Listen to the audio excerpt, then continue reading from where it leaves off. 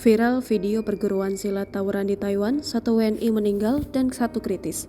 16 pekerja migran ditahan.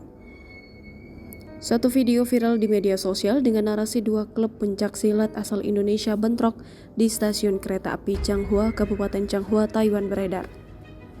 Bahkan disebutkan imbas insiden tersebut ada 1 warga negara Indonesia meninggal dan lainnya kritis.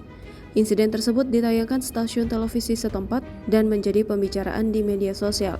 Adapun salah satu akun yang membagikan kembali tayangan itu adalah akun Instagram @ikl_nusantara dilansir tribunmedan.com.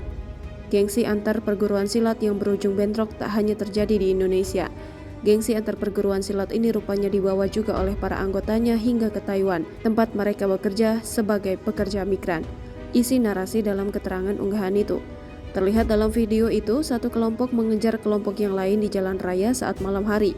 Setelah bentrok, tampak para polisi berhasil menangkap para pelaku, serta terlihat beberapa korban yang terluka. Pada potongan video selanjutnya ditayangkan pula beberapa senjata tajam yang disita oleh polisi setempat sebagai barang bukti. Dalam narasi video tersebut disebutkan bahwa tawuran antar 2 kelompok perguruan silat itu dimulai dari adu mulut. Mereka kemudian bertemu di stasiun kereta api Changhua dan terjadilah bentrok. 2 kelompok tersebut saling pukul dengan senjata masing-masing seperti pisau dan tongkat. Dilansir dari Tribun Surabaya, Sekretaris Dinas Perindustrian dan Tenaga Kerja Kabupaten Trenggalek, Ari Hartono membenarkan adanya PMI asal Kabupaten Trenggalek yang meninggal dunia di Taiwan. Ari mengatakan PMI yang baru meninggal berasal dari Kecamatan Watulimo. Lebih lanjut, Ari mengatakan PMI yang kritis adalah saudara dari korban yang meninggal.